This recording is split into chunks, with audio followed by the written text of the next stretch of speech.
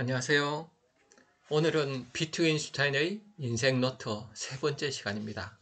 세 번째 시간에는 37쪽의 행복에 대해서 같이 얘기해 보겠습니다. 이 비트겐슈타인의 행복은 어떤 그를 행복이라 생각할까요? 비트겐슈타인의 철학을 생각해 보면 되겠죠. 비트겐슈타인의 그 철학은 전반기, 후반기 두 개로 나눠지죠. 전반기 철학은 그림 이론이에요. 그림처럼 보이는 것은 말을 하고 그림처럼 보이지 않는 건 말을 하지 말라는 거죠.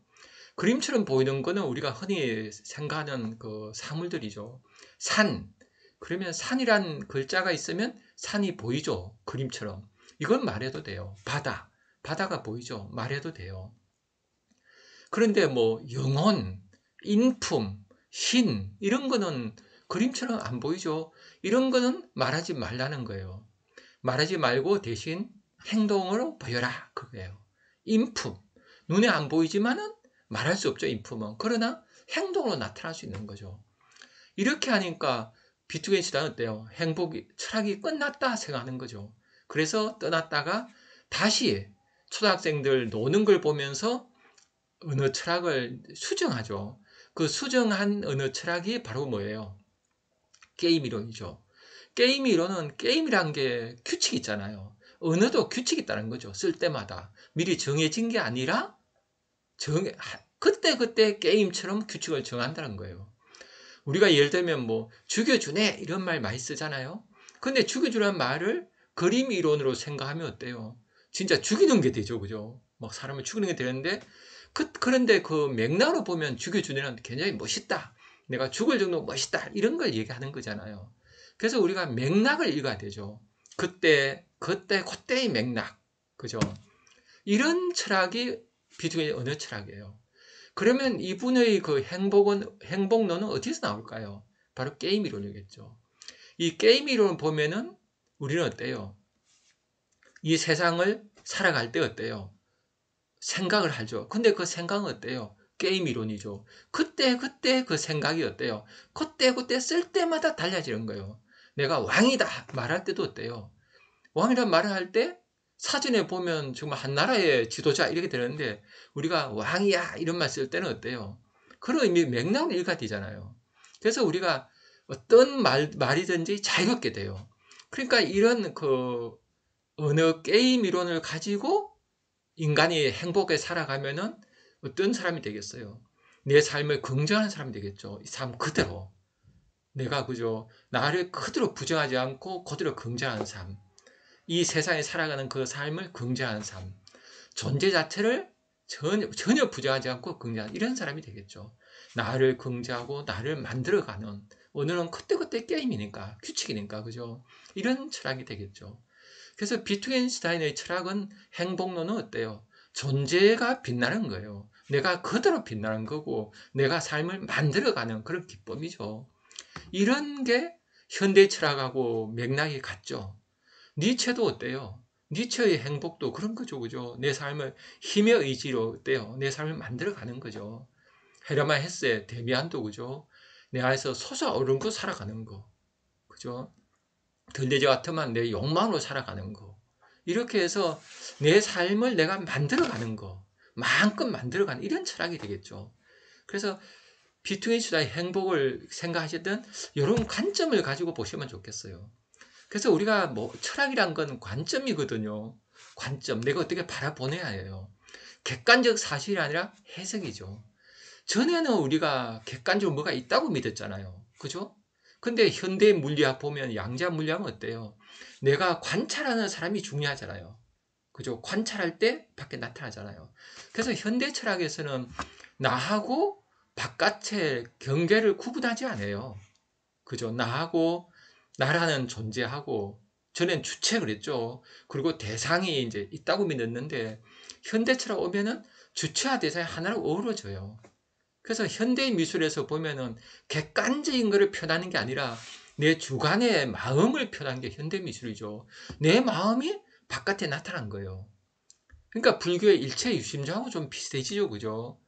그래서 우리가 내 마음하고 이 세상이 하나로 어우러지는 게 현대 철학이에요. 그래서 이 비트겐슈타인 철학도 바로 그런 맥락에서 읽으면 좋겠어요. 뭐가 행복이냐? 나하고 세상이 같이 어우러가는 거예요. 나라는 존재가 나를 계속 구성해가는, 생성해내는 이런 게 현대 철학이고 비트겐의 행복론을 보면 되겠죠. 이런 생각을 하면서 이제 바라보면 돼요. 그러니까 현대에 와서는 어때요?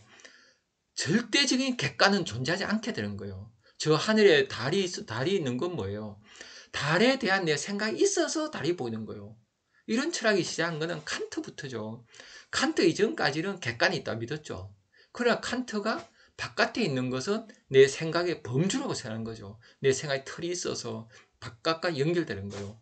그러면서 현대철학 오면서 내가 중요해지는 거죠. 내 마음. 그 미술에서도 내 안의 인상, 내 마음, 이게 밖에 드러난 걸 중시하죠. 그래서 추상 표현주의, 나를 표현하는 거, 이런 게 어떤 개념 미술, 어떤 개념을 드러내고, 이렇게 해서 객관이 이제 무너지는 게 현대의 철학의 특징이죠. 그래서 내가 내 삶을 구성해 가는 거예요. 내가 세계 하나의 세계고. 그러니까 전에는 세계가 있어서 내가 그 세계에 속한다 믿었는데, 그게 아니라 객관 세계는 이제 없어지고 내 세계가 존재하는 거예요. 그래서 인간은 어떻게 살아야 돼? 이런 관점에서는 내가 삶의 주인이 돼야 되죠. 그죠? 어떤 세계가 있다면은 내가 그 안에 들어가서 종이 될 수도 있는데, 이 세계는 내가 구성한 세계예요. 나하고 관계없이 존재하는 거 없어요, 세상에. 그러면 내가 주인이 돼서 살아야 돼요. 이게 정치적으로는 민주주의가 되겠죠. 민의주가 되는. 보통 사람이 민이잖아요. 보통 사람이 각자의 주인이 돼서 살아가는 거예요. 그래서 현대 우리가 살아가면서 현대에 맞는 이제 의식과 생각을 가져야 되죠. 내가 삶의 주인이다. 그 주인으로 살아가는 삶. 그래서 각자가 단독자, 독립된 존재, 이렇게 살아야 돼요. 그러면서 인간은 또 어때요? 또 연결돼 있잖아요. 인간의 그죠? 각자 개성 있는 성격도 다르고 체질도 다르고 다 달라요. 그러니까 각자가 다르게 살아야 돼요. 그러나 우리가 깊은 마음속에 본성, 거기 있는 집단 무의식, 그 세계에 들어가면 또 우주와 연결되죠, 하나로. 그래서 우리는 각자 개성 있게 살면서 동시에 하나로 연결돼 살아야 돼요. 그러니까 홀로와 함께. 이렇게 살아가는 삶은 가정에서 부부도 그렇게 해야 되고, 부모와 자식 간도 그렇게 해야 되고, 학교에서 선생님과 학생도 그렇게, 모든 관계가 그렇게 돼야 되죠. 그래서 우리가 내가 홀로 살아가지만 딱 홀로 떨어져 살면 안 돼요. 그래서 현대인들이 가장 힘든 거는 딴 사람을 연결하지 않고 모래알처럼 흩어져 사는 게, 이게 가장 인간의 고통이에요. 옛날엔 또 문제가 뭐예요? 옛날에는 내가 세상과 너무 하나가 되어 있죠. 옛날에는 그죠. 뭐 저 같으면 제주고시거든요. 그러면 제주고시 가문에 이제 내가 소속돼 있는 거죠. 그러면 가문의 하나의 어떤 소속원, 그죠? 하나의 원자처럼 그렇게 살아가야죠. 가문을 위해서 죽고 막 그러잖아요. 국가를 위해서 죽고. 이런데 현대에 오게 되면 이게 아니라 내가 삶의 주인이에요. 그래서 내 세계를 만들어가고 다른 사람과 만났을 때는 서로 어때요? 네트워크를 형성하는 거죠. 대등하게. 그래서 두 사람이 막 생생내는 삶. 부부도 이렇게 살 때 가장 행복하죠. 그래서 현대에 보면은 내 삶을 구성하게 하지 않고 어디 소속되려고 할 때 내 삶은 힘들어져요. 나는 어떤 소속된 존재가 아니라 내 삶을 만들어가는, 그죠? 게릴라라고도 볼 수 있죠. 게릴라는 자기만의 어떤 진지가 있죠. 그 안에서 있다가 밖에 나와서 활동하다가 그 속에 들어가는. 그러나 게릴라는 또 어때요? 다른 게릴라와 연결돼 있죠. 그렇게 해서 우리가 살아갈 때 외로운 늑대 이런 말 쓰잖아요. 늑대처럼 혼자 살아야 돼요. 그러나 늑대처럼 살아가지. 물론 늑대는 이제 함께 사는 동물이지만 늑대가 야수성을 얘기하는 거죠.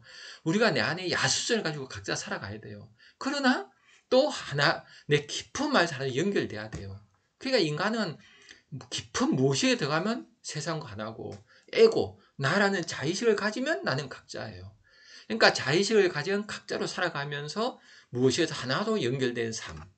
이렇게 살 때 인간은 건강해요. 이렇게 하지 않으면 마음에 병이 와요. 저 같으면은 그렇게 안 살아서 전 불안장이라는 병에 그래서 오랫동안 이제 고생했죠.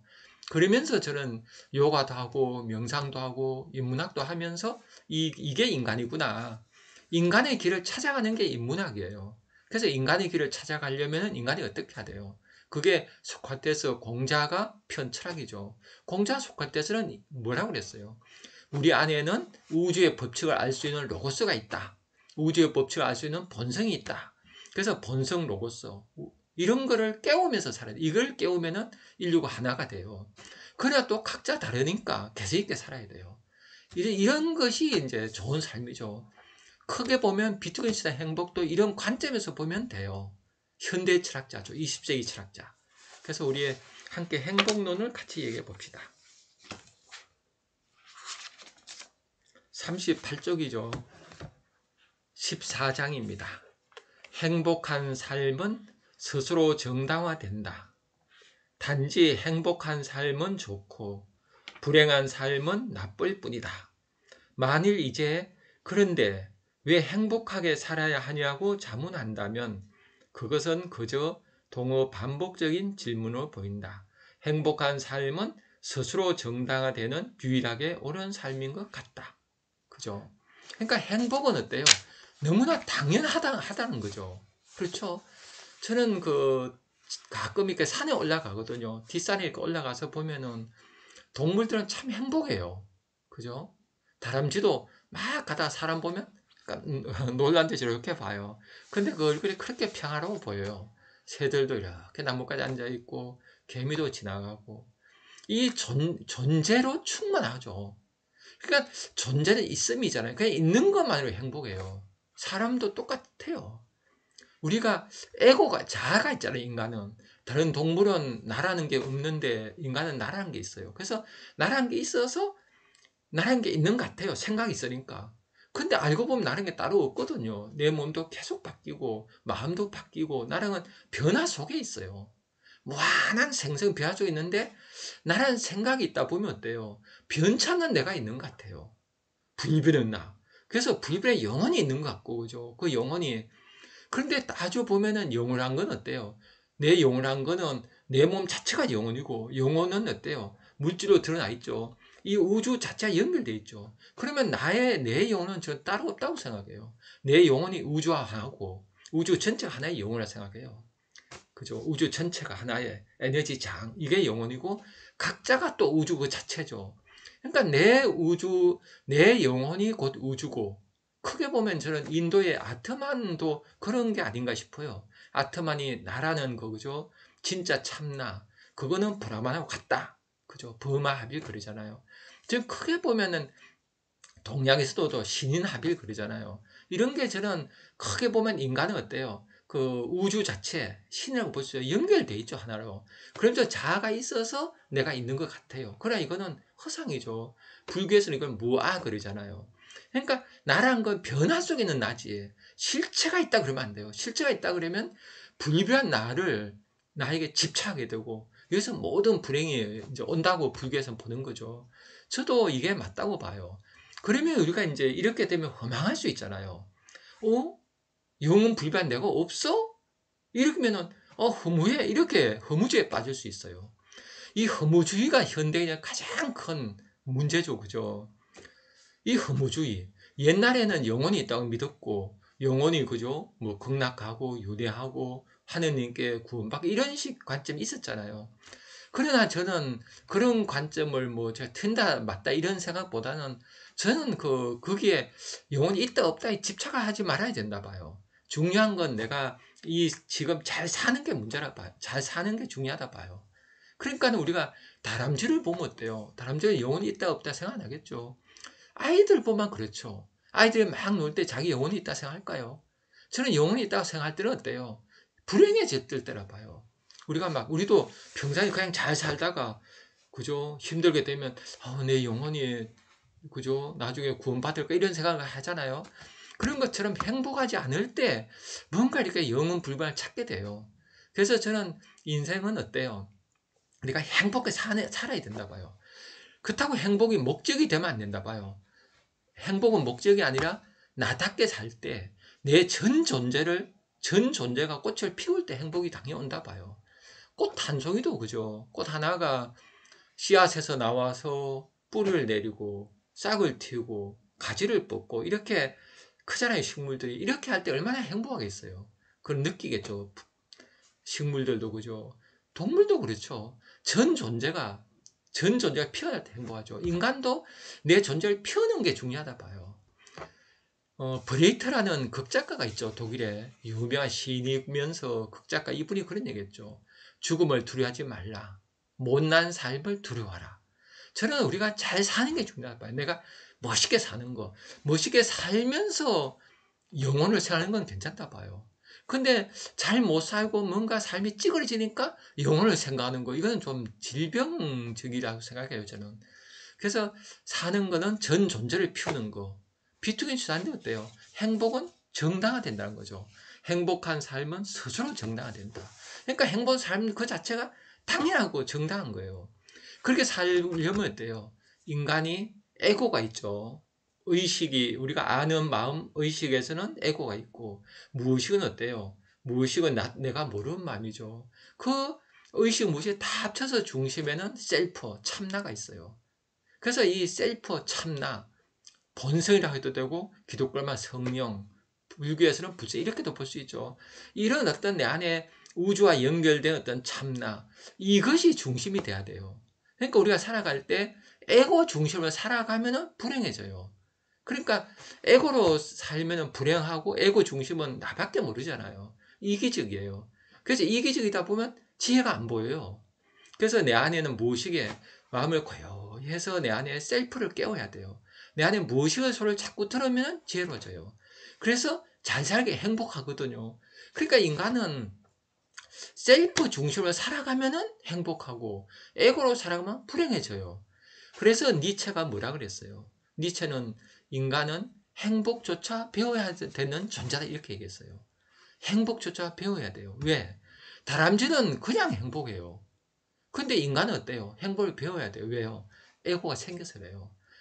그래서 에고 이 문제를 해결하기 위해서 그 원신을 어떻게 해요? 계속 의뢰를 하고 신화가 있죠. 그 신화에서는 에고 중심이 아니라 그죠? 내 셀프 중심의 삶을 만드는 거를 해요. 그래서 에고가 드러나는 거를 이렇게 막아요. 예를 들면 뭐 추장이 있는데 그 추장도 에고가 생기죠. 자기도 모르게 뭐 자꾸 위에 올라가다 보면 뭐 허영심이 생기죠. 에고가 자꾸 생겨요. 나다. 나는 의식이 생겨요. 근데 그냥 권력을 못 부리가죠. 그러면 권력을 못 부리다 보면 에고가 약해져요. 우리가 돈을 많이 갖고 권력 부리하다 보면 에고 자의식이 강해지거든요. 이 소유가 적고, 원인은 소유가 아예 없죠. 소유가 없거나 아주 적거나 권력, 명예 이런 데 휩싸이지 않으면 인간은 그대로 행복한 존재예요. 그래서 원신들은 의뢰를 하고 신화에 의해서 내 삶이 우주와 연결되는, 신과 연결되는 삶을 만들어주죠. 나라는 존재가 미미하지만 그죠, 신과 연결돼요. 영혼과 연결되게 해요, 신화에서는. 그죠? 우리가 그 저런 말씀 들었죠, 그죠? 월드컵 할 때 치우치랑 티를 탁 입고 월드컵 해요. 대한민국 하는 거예요. 그러면 나는 어때요? 치우치랑이 되는 거예요.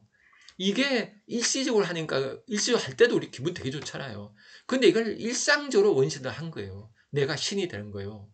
춤을 추고 동물의 가면 쓰고, 동물이 그때 신이었잖아요. 토템, 그죠? 그래서 신과 연결이 되는 삶을 살았던 거예요. 그러니까 유한한 인간이 무한한 삶을 살았어요. 그 굉장히 행복했겠죠. 그러다가 이제 철기 2500, 이제 철기문명이 오면서 전쟁 시기가 되면서 인간이 자아가 강해져요. 그래서 나라는 게 강해졌을 때 어떻게 살까? 그때 4대 성인이 등장하죠. 이 성인들이 답을 다 준 게 뭐예요? 에고로 살지 말라는 거예요. 그죠? 에고 중심으로 살지 말고 항상 남이 너에게 하기 싫은 걸 너도 남에게 하지 말아라. 그러니까 이거는 에고 중심 아니죠. 남과 항상 남을 의식하는, 그죠? 남을 존중하는, 남과 관계를 잊지 않는 이런 삶이죠. 그래서 에고의 문제를 이제 축의 시대에 에고 중심이 아니라 내 안에 본성을 소리 들으며 살아라. 공자 같으면 천명을 듣고 살아야죠. 그죠? 소크라테스 같으면 내 안에 로고스를 계속 깨우는 거죠. 이 로고스가 우주의 원리죠. 그래서 소크라테스는 길을 가다가, 그죠? 아고라 강좌에 가서 젊은 사람하고 얘기하면서 질문한 정의란 무엇인가 물으면은 젊은이는 답을 하면 자꾸 알게 해주죠. 그 안에 로고스가 있는 거. 그래서 정의를 아는 힘을 깨워줘요. 그래서 그때 소크라테스는 가르치고 돈을 안 받죠. 왜 안 받는가 하면은 네가 알고 있는 걸 확인시켜줬으니까. 내가 뭐 해준 게 있냐? 이렇게 생각하셨겠죠. 그래서 우리가 인간 안에는 무한한 잠재력이 있다는 거. 그래서 이 잠재력으로 이제 살아가면은 행복해요, 그대로. 근데 안 그러고 에고 중에 살아가면 인간이 어때요? 점점 욕심 부리고 욕심 부리면 지혜가 없고 이래서 불행해지죠. 그래서 니체가 얘기한 대로 행복을 배워야 돼요. 행복 배우는 방법은 간단해요. 무심하게 하기죠. 그래서 시간 날 때마다 마음을 고요히 하고 에고를 잠재워요. 에고를 잠재우는 게 명상이에요. 명자가 그죠. 명볼 빕니다 할 때 명자거든요. 그래서 나를 죽여야 돼요. 자아를 죽이고 무심하게 있으면 그냥 행복해요. 근데 자아가 있어서 생각을 하면 또 내 걸 챙겨야 되고, 내가 또 나중에 잘못될까 불안하고, 내가 이럴까봐 걱정하고, 이렇게 또 불행해지는 거예요. 그래서 이 마음 다스리는 게 에고 다스리기죠. 그래서 인간은 행복을 배워야 돼요. 동물은 행복 배울 필요 없이 그대로 태어나서 배고프면 먹고, 막 먹으면 돼요. 소들은 그죠. 막 먹어도 독초는 피해가요. 본능적으로 피해가요. 근데 인간은 에고가 있어서 많은 걸 잃었어요. 그죠? 위험이 닥쳐도 막 지진이 오면 지들 다 도망가는데 인간은 권능을 잃어버리죠. 그래서 인간은 행복을 배워야 돼요. 그래서 어떻게 하면 행복을 잘 배워서 행복을 살까? 이게 대해서 다음 시간에 또 얘기해 보도록 하겠습니다. 감사합니다.